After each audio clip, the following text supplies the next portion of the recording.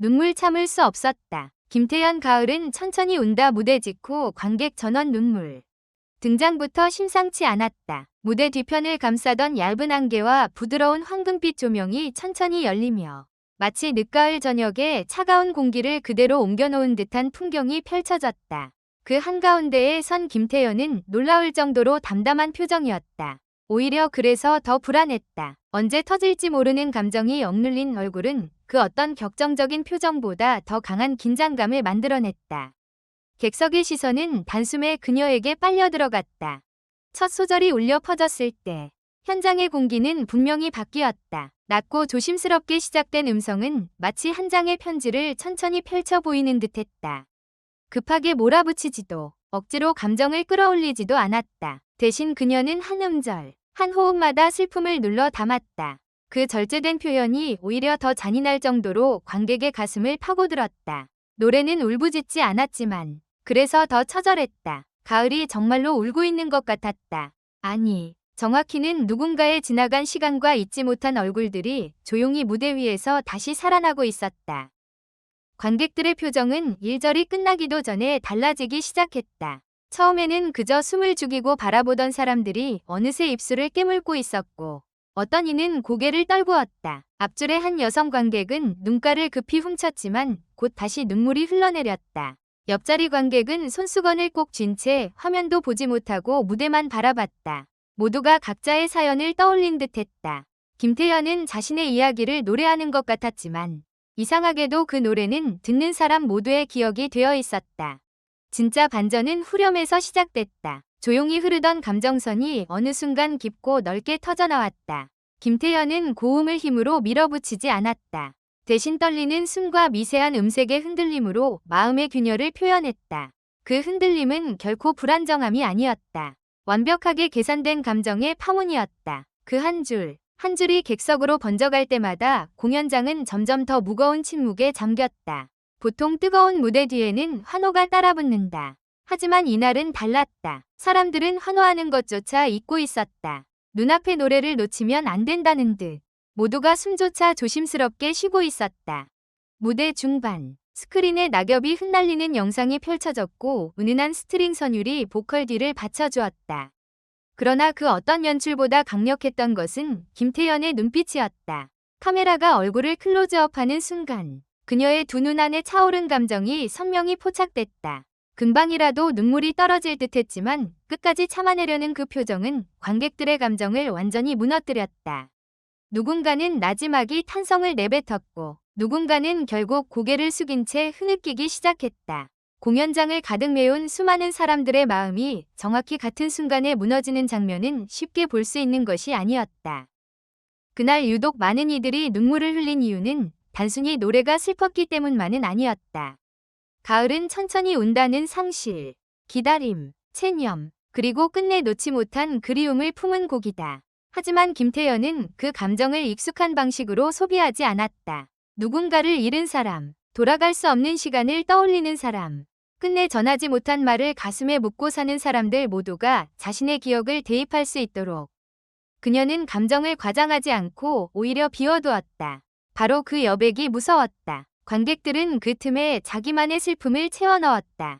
그리고 그 순간 노래는 더 이상 무대 위 한 곡이 아니라 객석 전체의 고백이 되었다. 특히 마지막 2절로 접어드는 구간은 압도적이었다. 김태연은 목소리를 한층 더 낮추며 거의 속삭이듯 노래를 이어갔다. 공연장 전체가 그녀의 숨소리를 따라 움직이는 듯했다. 그리고 마침내 클라이맥스에서 길게 뻗어나간 마지막 고음은 마치 가슴속 가장 깊은 곳에 묻어두었던 감정을 끝내 끌어올리는 절규처럼 들렸다. 하지만 그 절규조차 품위가 있었다. 날카롭게 찢어지지 않고 서늘하게 스며들며 오래 남는 울림이었다. 노래가 절정을 통과하는 동안 관객들은 마치 집단적으로 시간이 멈춘 듯 움직이지 않았다. 그리고 정말 믿기 어려운 장면은 노래가 끝난 뒤 벌어졌다.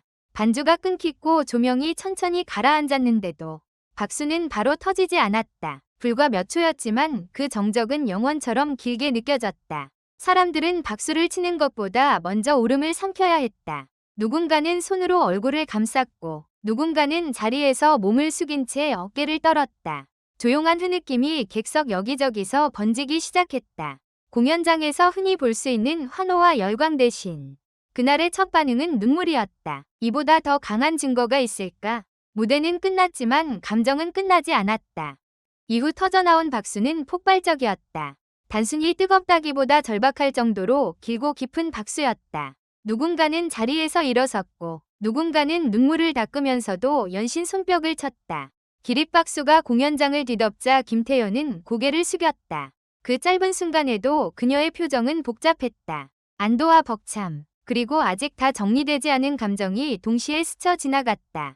끝내 참아왔던 눈물이 그녀의 눈가에도 맺힌 듯 보였고 그 모습에 객석은 다시 한번 흔들렸다. 노래한 사람도 들은 사람도 모두 같은 감정의 한가운데에 서 있었던 것이다.